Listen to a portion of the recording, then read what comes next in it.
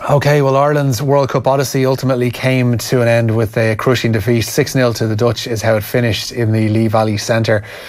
But Ireland should take great credit in getting this far in a World Cup when knockout phases weren't necessarily expected of them. To end up in a World Cup final today is absolutely incredible, and full credit should be taken by the squad and indeed the coach Graham Shaw. David Fitzgerald, the men's international goalkeeper, joins us in studio as well. Ultimately, it was to prove a bridge too far for the side, but it shouldn't be unexpected given the quality and the calibre of this Dutch side. When you factor in there have been 14 World Cup finals, including this one, they've appeared in 12 of them and won 8. So to appear against the Dutch is probably the nightmare scenario, not just for Ireland, but for any side. Yeah, like you look inside the Dutch, that hockey is their sport in terms of female participation over there.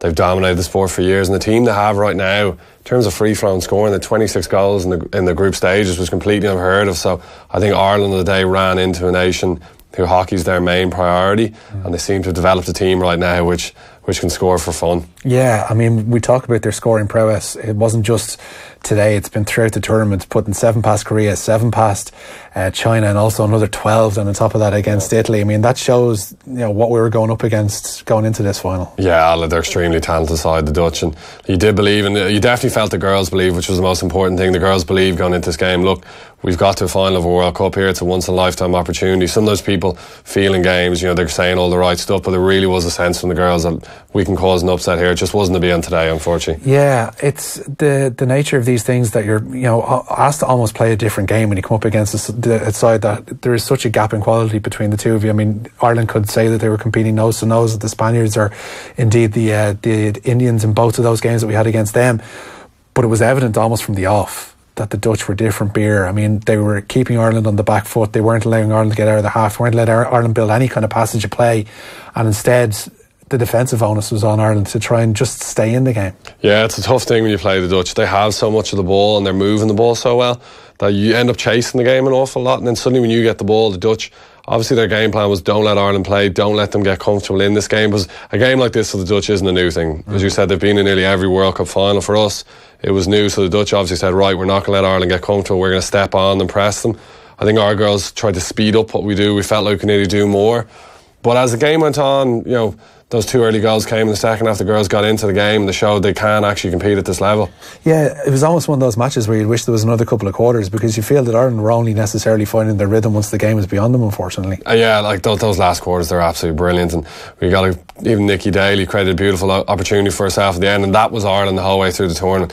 Tough nose defending, get the ball up front, get it to our forward line, let them use their individual skills, and that's what Nikki showed when she had that shot. Yeah, in an overarching sense, it's really hard to grasp what this run for Ireland has done for the sport of hockey in this country. The visibility that it's offered, the sport in and of itself, never mind the players and individuals in this team, just can't be measured on any scale at all. Oh, it's phenomenal. Like we all, I'm probably similar age to a lot of those girls out there, and we all grew up, hockey's a minority sport in Ireland. The idea of you playing in a World Cup final was a distant thought, and the teams have pushed on. The men's team, the women's teams are getting further and further in competitions, and there's 2 big games you want to be in: the World Cup final, the Olympic final. The girls have got to one. I was driving in to use today, and you saw people in green jerseys walking around the streets, and you're thinking, this is only for football or rugby normally, and suddenly for a hockey match you have people. My friends were ringing me for tickets who live in London, and they don't even watch hockey, but it really captured the nation, which was amazing. Yeah, it's I suppose kicking on from this point onwards, you will have a great part to play in that, because you've got a World Cup finals to play in come the end of the year. It's December, I think it is. Yeah, end of November, December, yeah. End of November, December in India. So in terms of trying to keep the visibility alive, I mean, that's a huge thing to go on and do. For the women's side as well, they've got the added incentive to go on and try and qualify for an Olympic Games on top of that as well, for Tokyo. 100%. The women haven't qualified for Olympic Games in a long time, and this shows they can compete with anyone in the world. And imagine the confidence coming out. You have a silver medal from a World Cup. The best teams in the world, you have a silver medal. You're going into your Olympic qualifications. The biggest thing, this will help their world ranking as well. The higher your ranking is, the easier it is to qualify for these tournaments. So now going into that Olympic qualification situation hopefully means a lot easier of a draw as well. But the girls will have huge confidence going into that. It makes Graham Shaw's job a little bit easier as well, because he would have seen it when you qualified for an Olympic Games. The confidence that surrounds the side, the knowledge that you can compete at a certain level above and beyond perhaps what you might have been used to in the past.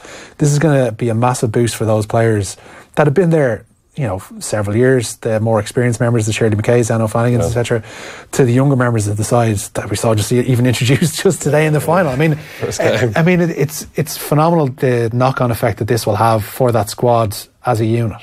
Yeah, I really agree. I think even for Irish sport, you know, this has really broken a mould now. Once you see someone do something, you're like, we can compete. And this for us, even for the men now, going into this World Cup, shows us, look, the women have shown Irish people can compete at any level, any sport. Forget about funding. You know, forget that we're the teams that aren't professionals, we're amateurs with jobs. But in reality, now that this mould has been broken, and it's possible. Graham Shaw spoke with us a couple of times during the build-up to this final. We didn't know it was a build-up to the final at the time. We thought it was just a really good run through a tournament up till, you know, who knows, in a quarter-final, semi-final. He said that there's no excuses allowed within the squad. They don't say that, you know, the heat was too much for us today, that's why we lost 6-0. They're not going to say that the Dutch were far too good for us, you know, there's no way we could compete with that. He'd look at what they did in their own game. And again, the funding issue is something that he's keen to point out, that he's not going to lean on that as a reason why Irish hockey isn't at a certain level beyond where it is now. But there's no doubt that it would help. 100%. 100%. You look at other nations in terms of their contact time. Belgium, Holland, they'll meet up on a Monday, stay in a hotel, look at tactical stuff, train every week. That's the huge thing, because people think in terms of funding, they think of like equipment, they think of massive centres, they think of whatever else might come with it. It's just getting that time together is actually so key, and we've seen that over the past 2 weeks. That's gas. Like, it's funny, you're international sport and you've guys coming down from the north to do training camps, and girls as well, and they'll be ringing me for a bed, and I'll be like, lads, I have a mattress on the ground if you're stuck. So you know, we're training for Olympic girls, the girls were training for a World Cup, and you have people sleeping on floors. As you said, we don't want to make excuses about it, but it would help, obviously, if you can have that contact time together, you get to know each other better. You can, even the tactical side of it doesn't have to be as rushed going into tournaments. Yeah, but another huge milestone has been reached just by getting to this final today. Touch wood, they can go on and qualify for Olympic Games from here. And touch wood again, I mean, how's the men's side set to go for the winter? Yeah, we've obviously qualified 2016 Olympic Games, and we've really been able to build on that. Last summer qualified for the World Cup, and it's been a while since we've been in the World Cup. We had a really good summer run there. We beat Germany, came to Dublin. We drew the first game with the Germans. Germans would be double Olympic champions, and they won the bronze in the last Olympics. So drew with them, beat them, so we're looking good. We've a month off now to kind of relax and rest, and then it's going to be a heavy September, October leading into the World Cup. But God knows you'll have the country behind you. Full knowledge behind the country as well, that you're going to be there, because the visibility of this is going to be huge. The country be hockey experts now. Absolutely. If everyone can be a sailing expert after Annalise Murphy in 2012 and 2016, then everyone is a hockey expert after this week.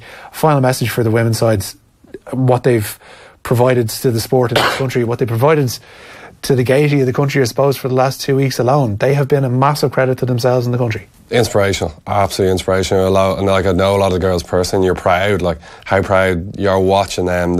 You know what they've put in to get there. And the really big thing is the belief they have. You could see it right from the first game. They believed, look, we can keep this ball rolling, we can build on every win. They took it game by game, win by win. And it honestly was really inspirational to watch. The nation was behind them going into these last few games, and have the nation of Ireland looking at a hockey match. It's an amazing moment. Yeah, an amazing moment, an amazing week. And thankful that you came in to spend the day with us. Such a massive day for Irish hockey. David Fitzgerald of the Irish men's hockey side, best of luck to you, and best of luck to the Irish women's side as well, as they return home heroes from London.